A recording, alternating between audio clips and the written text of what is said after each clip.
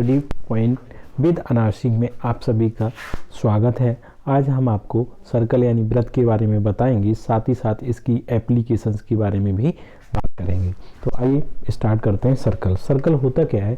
Circle उस बिंदु का बिंदुपथ होता है जिसकी एक निश्चित बिंदु से जो दूरी होगी वो कैसी होती है? अचरांक होती है, यानी नियत होती है। निश्चित बिंदु से जो दूरी होगी वो कैसी रहेगी? नियत रहेगी।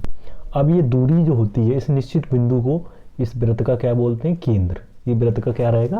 केंद्र। अब वृत्त का जब केंद्र रहेगा तो अब ये जो केंद्र से और ये निश्चित बिंदु तक की दूरी को रेडियस बोलेंगे, सर्कल की त्रिज्या बोलेंगे। ये सर्कल की क्या रहेगी? त्रिज्या।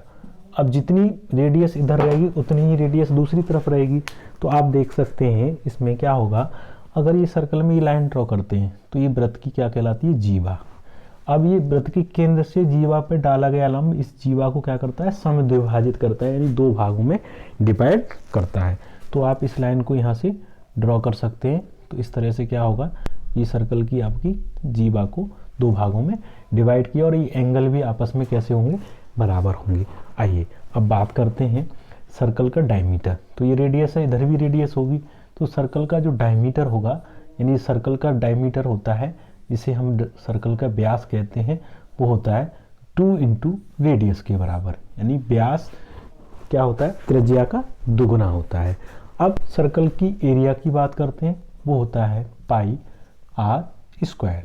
ये सर्कल का क्या होगा? एरिया। और इसकी यूनिट क्या होगी? स्क्वायर मीटर, यानी स्क्वायर में होगी। सर्कल की सरकमफेरेंस की बात करेंगे, परिधि की बात करेंगे। वृत्त की परिधि जो होगी वो कितनी होगी? 2 पाई आर। ये वृत्त की क्या होगी?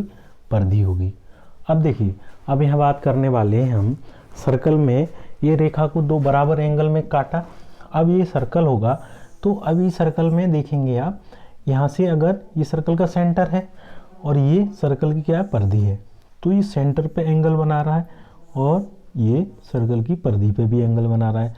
तो ये जो एंगल होगा यहाँ थीटा होगा और यहाँ कितना बनेगा? 2 थीटा। मीन्स जो केंद्र पर बना कोण परिधि पे बने कोण का क्या होता है? दुगुना होता है। ये भी सीख लिया आपने। अब आइए बात करते हैं हम, अगर कोई अर्धवृत्त है यानी आधा सर्कल है तो इसमें क्या होगा? जो एंगल बनता है वो कितना बनता है? ये कितना होता है? 90 डिग्री होता है। यानी अर्धवृत्त में बना कोण कैसा होता है? समकोण होता है। आपने ये भी जान लिया।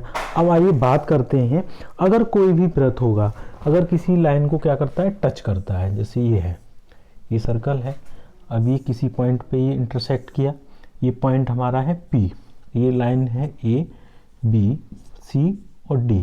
अगर यही सर्कल है और इस सर्कल में क्या है? इस लाइन को हमने जब टच कराया, अब यहाँ से क्रॉस भी करा सकते हैं। तो ये पॉइंट P है और ये पॉइंट है A, B, C, D। तो यहाँ दोनों ट्रायंगल के लिए PA इंटू PB बराबर क्या होगा? PC into PD। ठीक है, यानी ये आपस में थ्योरम वर्क करेगी। आइए और बात करते हैं। अगर ये सर्कल है हमारा, अब इस सर्कल में आगे स्टडी करेंगे कि एक लाइन क्या होती है? इसमें टच कर रही है और एक लाइन क्या कर रही है? इसमें इंटरसेक्ट कर रही है। तो ये पॉइंट है हमारा P, T मानेंगे और इस पॉइंट को मानेंगे A, B। तो ये क्या हो जाएगा? A और B। तो PT स्क्वायर बराबर हो जाएगा PA इंटू PB। इस तरह से आप ये सर्कल की थ्योरम को पढ़ेंगे। आइए और बात कर लेते हैं। अगर ये सर्कल है, अब सर्कल में क्या करें हम? ये सर्कल का सेंटर है और ये हम शेडेड बना दिया, तो इसका हम एरिया निकालें। शेडेड एरिया का क्षेत्रफल क्या होगा? तो इस क्षेत्रफल के लिए इसमें क्या फॉर्मूला लगाएंगे? Pi r square theta upon 360 minus 1/2 r square sine theta. इस तरह से इस सर्कल की क्या हो जाएगी? ये एरिया निकल आएगा। अगर इसी सर्कल में ये एंगल थीटा है तब, और ये रेडियस आर है, तब ये आप फॉर्मूला लगा के सॉल्व कर सकते हैं। अगर सर्कल में इसमें लेंथ निकालनी है तो लेंथ के लिए लगाएंगे 2 पाई आर थीटा अपॉन 360 या लगाएंगे पाई आर थीटा अपॉन 180। ये लेंथ ऑफ ए सर्कल निकल आएगी। इस तरह से आई होप आपको क्लियर हुआ होगा कि सर्कल में कौन कौन सी एप्लीकेशन बन सकती हैं। मिलते हैं नेक्स्ट वीडियो में। जय हिंद।